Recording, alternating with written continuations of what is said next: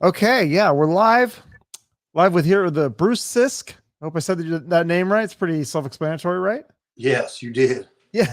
Okay, so you're with the treatment. It's treatmentrelief.org. Is that what the organization's That's the called? website. The organization is Treatment Relief Help Corp. Yeah. So explain this story. Is this mainly just focusing on this one small town, or do you guys help a lot of different people?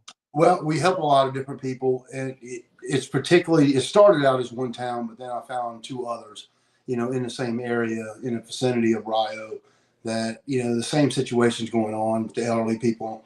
I mean, they're only getting $500 or $600 a month in Social Security. And Chuck, that's not, I mean, that's not no money, man.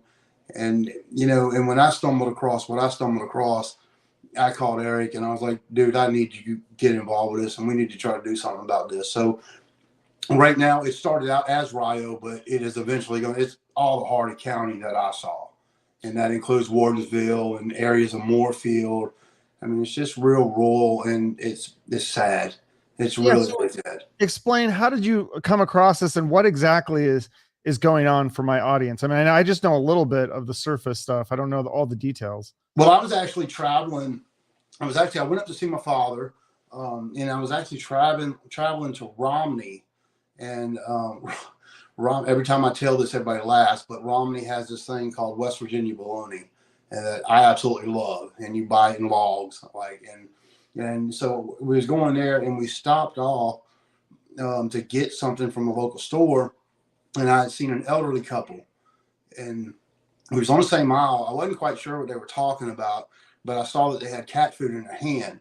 So as I got closer, I heard, the elderly woman ask her husband, which one did she want to try, this one particular one, because they had this other one the other night. And, I interjected myself into the conversation, trying not to embarrass them, but come to find out that's what they were having for dinner was cat food. They were literally, they were literally buying cat food to have for dinner. And so, I gave what money I had on me at the time. I think I had like $400 or something in my pocket. I don't remember exactly what, but I gave that to them. Then I started doing a little bit of research on that particular town. Then it's like, I think a population of 200, maybe less, but a good portion of it is elderly couples. And, the Social Security income rate up there is $500-$600 a month.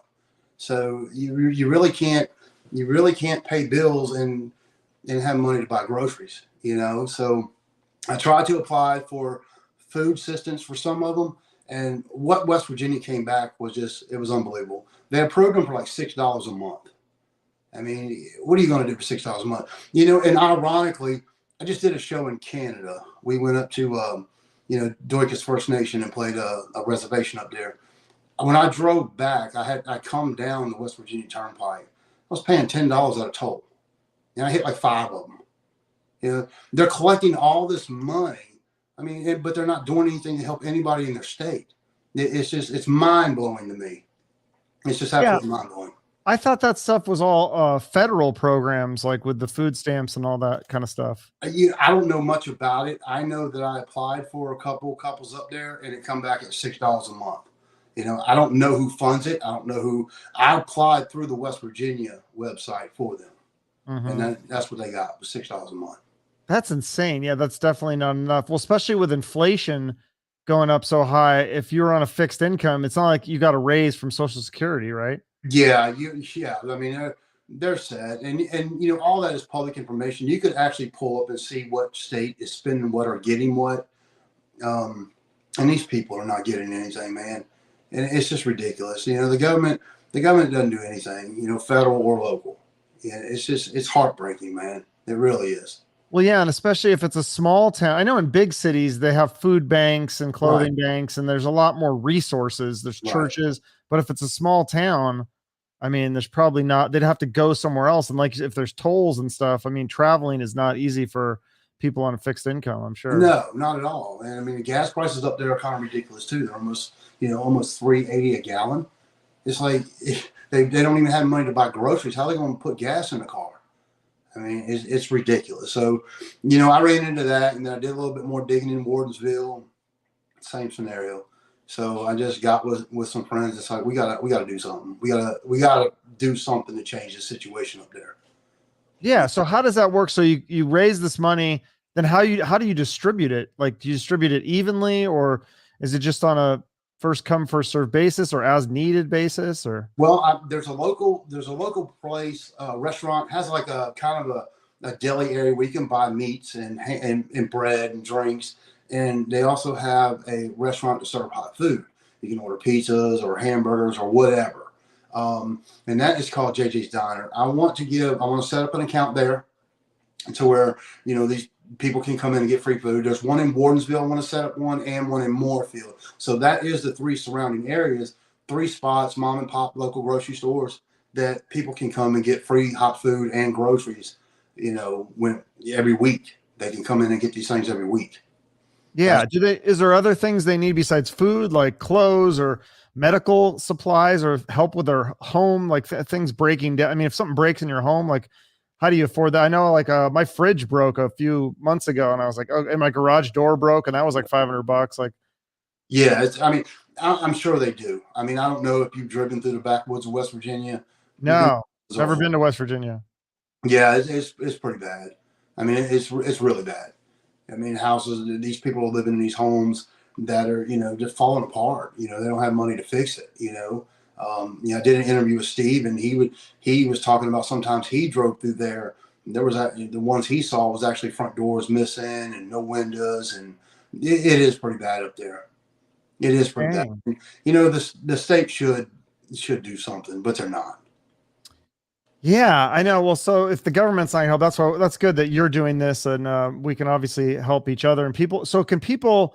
I know we'll get to the contest here that people can win money, the raffle and stuff. But can people also just donate money if they have it? If they got a few $100 lying around, they can donate. Yeah, treatmentrelief.org. You can just make a donation, or you can go to the same website and enter into the raffle and buy tickets. Okay, yeah. So let's for the people. I mean, just hearing the stories to me is like, I'm like, okay, I'll donate, regardless. But if people, they want a little something extra to entice them. Right. Let me see if I'm going to try to see if I can share this so people can see. Let's see how this works. Here we go. There we go. There it is. There you go. Okay. So now I've got there's actually 3. I didn't realize that when I got the initial email, or maybe I just didn't read it all the way, but there's actually 3 separate guitars that people can enter to win, right? Yes. 1 ticket, 3 chances to win. So the first one, this is Eric Brittingham's bass, right? And signed. That's right. It is signed. And Eric's actually going to call the winner. Yeah. So you get a phone call. Is there a length on that? Just whenever. I mean, if they want to talk an hour, I'm sure Eric will oblige. I mean, he's such a great guy. So if I can I enter the contest, or am I like forbidden because of this? Is this like no? Anybody can enter. Oh, okay. Anybody can enter. Anybody. So if I enter and I win, can I get Eric to do my podcast then? Is that kind of talking to Eric? Okay, so is that now? And how does this work? Like, if you win, is it first, second, and third place, or is it like first person that wins gets their choice of any of the 3, or how does it? We really hadn't worked that out yet. Eric is actually going to be doing the drawing for me. Okay, and we're going to do it live, on Facebook or some social media platform. But we don't know if we're going to do. Let him draw the first number for the guitar with George and Reb and Pete and Paul is signed, and then do another drawing for the second prizes, either the lead a guitar, or do the grand finale, of course, being the Eric bass and the phone call. So I don't know which order it's going to go in yet, but it's either going to start with the main prize or start with the guitar with George and Reb and Paul and Pete signed. Okay, and that's this red one, right? Yes.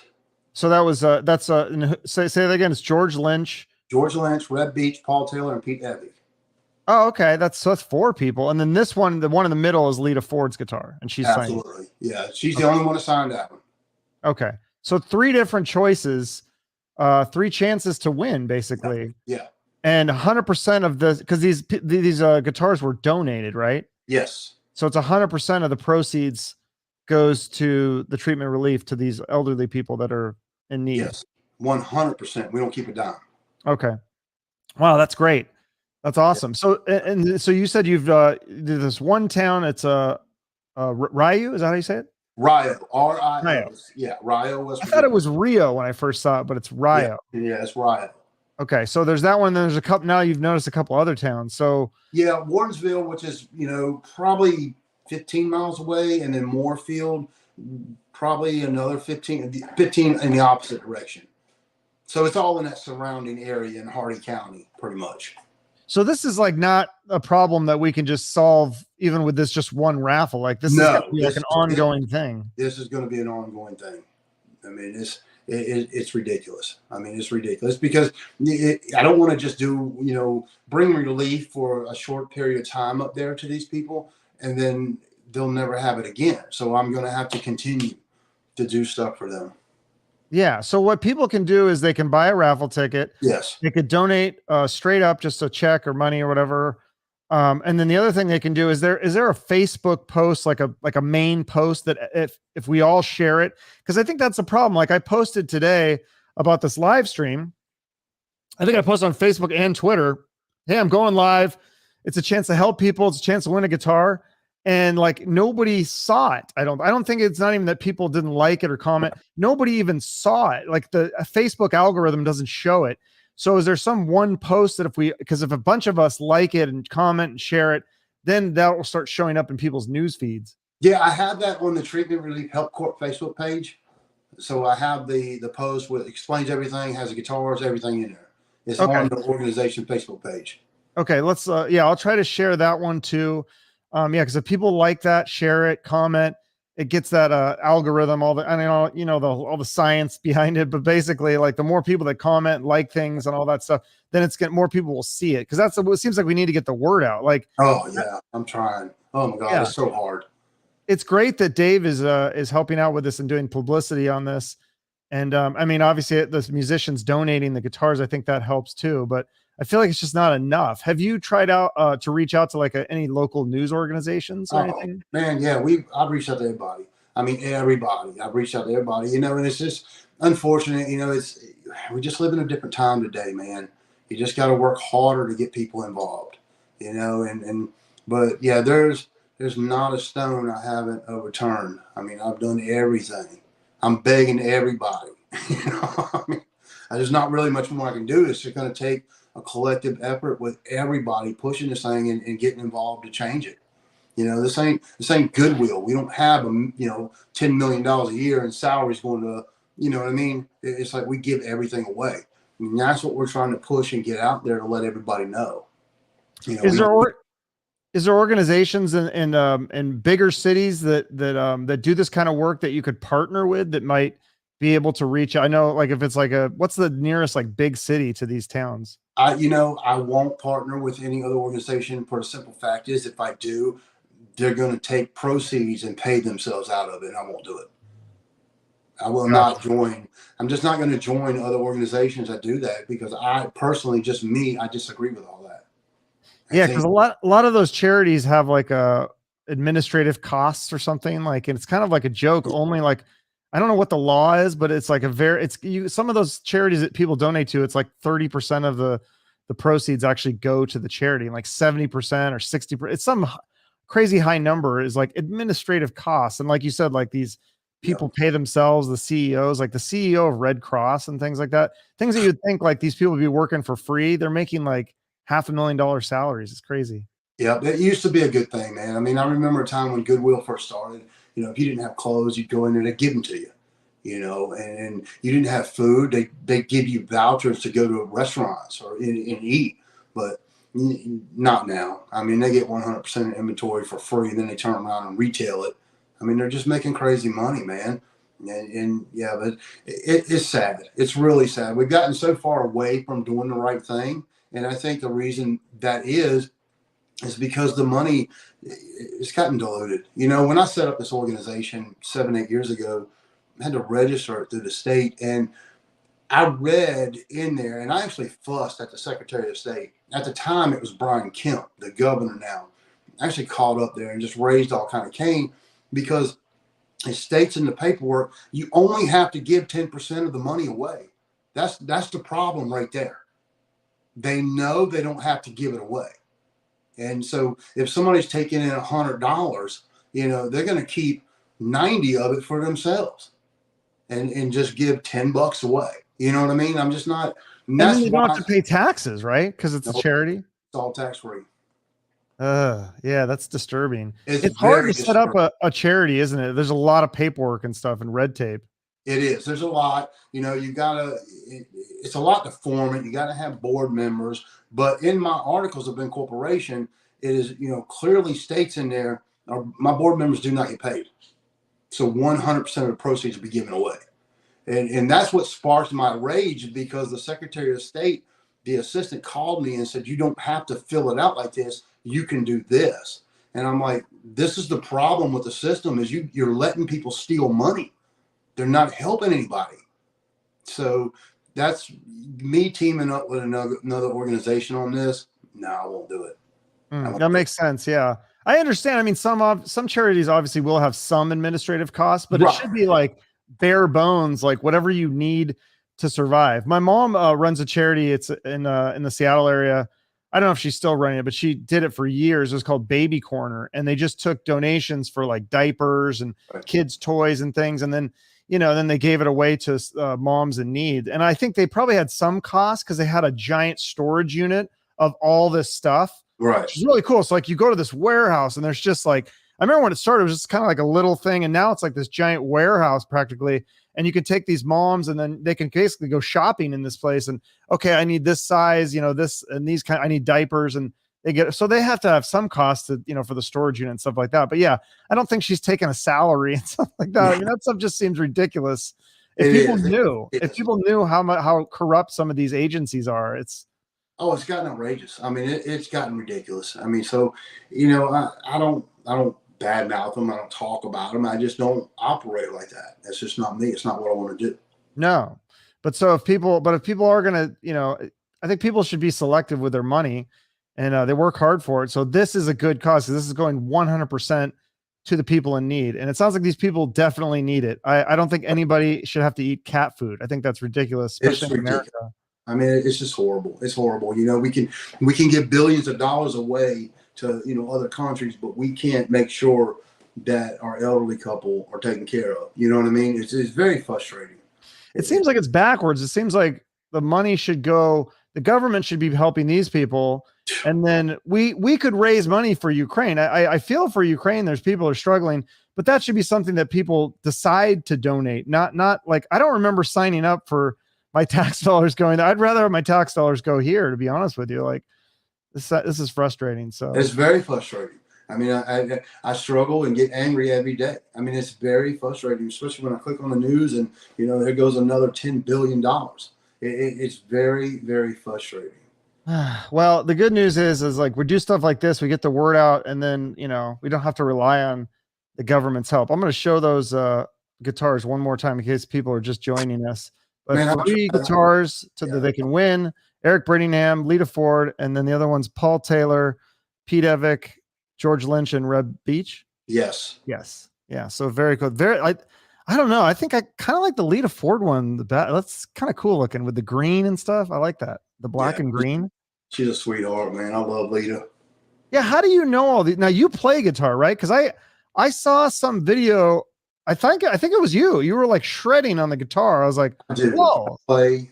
We tour around and we play. I've been friends with Eric for many years, and then with Pete many years, and it's just one of these things. And Reb many years. It's just one of these things that when I started the organization, it was a no-brainer. I'm gonna start bringing my friends in to help raise money. So we do that once a year here in Augusta. We put on a thing called Rock for Hope. Very small, intimate, 200 people. We do an acoustic jam. It's really a lot of fun. And, those events, we raise money, and all that money goes toward whatever we're working on at the time. So with that being said, the situation in West Virginia is probably going to be an ongoing thing. So every show, proceeds will go here, proceeds will go here. I mean, it's going to be because they're going to need a lot of help out there, man. They're going to need a lot. I mean, if I was to try to take care of them for just 1 year with, the 80 elderly couples up there, it's like $384,000 just for a year, to feed them just $400 a month. You know what I mean? It's going to be a lot. Yeah, That's wow. That's just so crazy to think. That's just 80 people. And I wonder how many other towns across America this is happening in. Oh, Chuck, I'm sure if you go 5 miles in either direction, you'll run into it. But, I haven't come across those. I've come across this situation. You know what I mean? It's very heartbreaking. Very, very heartbreaking. Yeah. So, and I've tried everything. I've tried getting grants. I've tried, begging the government. I've done everything. Everything I've tried, I've gotten turned down for. Hmm. It's a no. It's a no. It's a no. Everything. That's why, yeah, I feel like, well, hopefully get the word out. Like I said, I feel like it could just take one like news channel, do a news story on this, and then it could just blow up and go viral. People start tweeting it. I mean, that's the thing is like, we have so many people in this country that if they can get the word out, with social media and those kinds of things, like that's why I say people share this post, get the word out. It only takes like, one big person to share it or something. It could go viral. And then who knows who could step in. I mean, I know there's a lot of people in America with a lot of money that could help out for sure. Without the government even having to do anything, we could have some rich guy that just comes in and just says, hey, I'm donating $300,000 for the year, or 400,000 or whatever. And that would be amazing. That would be amazing. And and that's another thing. We don't solicit money. We always try to offer something in return. Like the raffle. I'm not gonna beg you for $10, but if you want a chance to win this, then buy a ticket. So and I found that does help some, but I never go around begging people for anything. If they want to donate, they can donate, but they'll never hear me ask for it. Yeah. No, that's a great prize for I'll show one more time. Yeah, the 3 guitars. So how many have you sold? A lot of tickets so far? Oh my God, it's heartbreaking. I've only sold 175 tickets. Oh, that's a lot though. That's 175. It is a lot, but I'm kind of getting worried. $1,750 is not going to change many lives up there. Yeah, so we need more. Okay, well, I'll definitely buy a few because like I would love to have any of those. And then I think I'd probably turn around and do something else with it, like raffle it myself. I don't know. I play guitar, but I suck. Like you're pretty good. Like how did you have you been in a lot of bands your whole life? No, I mean I have, but not too many. The last probably 8 years I've been touring around with the GNR thing that we're doing now. Just a tribute thing. It ain't nothing special. We just get to go play. What's that one called? I think I've heard of some of these. What's that? What's this GNR tribute called? I've seen some of those ones. Night Train International. Oh, okay. Yeah. So we actually go different countries, and we was in Canada last weekend. This weekend we're up in the Chicago area. So okay. And I'm constantly trying to sell tickets while I'm out and about. I'm telling everybody about it. But you're right. I mean, I need big people. I just need as many people to share this thing as possible. And hopefully somebody will, pick it up. Because I'm begging everybody. And I'll tell you something, a little heartbreaking to me when I was on the phone with Dave. He has sent it to every news outlet up there, and not one of them has touched it. And that's really interesting because I have my cousin works for the news here in Phoenix, so I don't know if that's worth anything, but maybe I can ask him for like a tip or something, or maybe he has a connection, or I don't know. Like I could try, but maybe like I just wonder, if there's something. Maybe they didn't read the press release. Right. It's almost like you got to be dramatic these days, like starving people, like you got to like get people's attention. It's like, I don't know. People are so bombarded with different people trying to get their attention. It's like, you almost have to be dramatic in a way. And this should be dramatic. I mean, people are really struggling. Like that should be something that gets people's attention, I would think. It's under their nose. And it's sad that somebody from Georgia has to do something about it. Oh, you don't even because you were just visiting to get the bologna. Yeah. You don't even live in West Virginia. I don't even live in West Virginia. I live in Georgia. Okay. How far is that? That town of Rio is 9 hours from my house. You went 9 hours to get bologna? No. Well, I was born and raised in Fredericksburg, Virginia, so I'm well aware of the West Virginia log bologna. It's worth driving 10. But yeah, I really got to try this stuff. This sounds amazing. It's amazing. It's amazing, man. And they only sell it like certain times of the year. I mean, once you get one piece, you're going to eat it the rest of your life. It's guaranteed. Okay. Wow. I'll have to check that out. Yeah. I'm trying to think. I'm trying to remember the last time I even had a piece of bologna. I used to eat the bologna with like the Wonder Bread, like the white bread that would stick to the roof of your mouth. You put that. I still eat Wonder Bread today. I love that stuff. Yeah, I'd eat that with the bologna, and then you put the potato chips inside the sandwich. That's how you do it. I have done that so much. It's not even funny. Yeah. Oh yeah. I love it. It's good stuff. I used to do it all the time when I was a kid. I haven't done that in a while. I should, now you got me wanting to do this, but I want to try this. Can I order this bologna? Can I get it like mailed, delivered? Well, I mean, I'll have my sister run up and buy some sometimes and send it to me overnight. She lives in Stafford, Virginia, and she'll run up there and buy some. But I think they only sell it like 6 months out of the year. I'm not quite sure the times. I think it's just during the summer times when they sell it. Okay, cool. Well, here, I'll show the guitars one more time before we get off here. And yeah, so those are the guitars. You can buy a raffle ticket. It's $10 and there's no limit. People could buy like 100 tickets if they wanted, or. Yeah, they can buy as much as they want. Okay, cool. And I'll put the website in the comments of this video, and just as soon as I can figure out how to do that, and then I'll see if I can try to share the Facebook post on the Facebook page. It's treatmentrelief.org, and it's Treatment Relief Facebook page. Treatment Relief Help Corp Facebook page. Okay, so I'll try to share that post, and if people could share the same post, because that's the thing, we need people to share the same post over and over. If everyone shares their own post, then it doesn't go, viral or whatever. So hopefully that will help. And if people can share this interview for, so that people can understand the whole story behind this whole thing. And hopefully that helps as well. And best of luck to you. I love what you're doing. It's great stuff. So I hope that more people will donate and buy those raffle tickets, and we'll make somebody happy with a guitar too. So that's they're going to love it, man. Especially the phone call from Eric, I think is a great thing. And, them being able to talk to him. Who wouldn't want to talk to Eric Brittingham? I mean, yeah. I mean, he's an amazing, amazing guy. All of them are great. I mean, the stories, none of them will let me tell any stories, but they got some pretty funny stories to tell. Okay. Yeah. I had Paul on the show. He was great. He's a super nice guy. Well, the next time you talk to Paul, you need to tell him to find out the situation. What's the deal with Reb and peanut butter? Have Paul explain that one. That's a pretty funny story. Reb and peanut butter. Reb and peanut butter. Okay, I'll ask him about that. All right. Well, thanks, Bruce. This has been a really eye-opening, and I hope people will just at least buy one ticket. And if everybody buys a ticket, I have like 2,000 some subscribers. If every one person bought a ticket, that's a lot of money right there. So yeah, and they need it, man. They really do. They truly need it up there. All right. Well, thanks. I love what you're doing. Stay in touch. Thank you, buddy. Thank you so much. Bye-bye.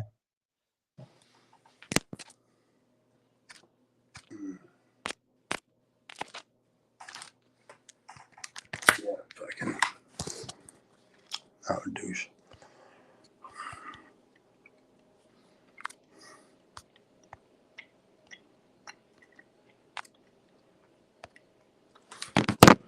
Mm-hmm. Mm-hmm.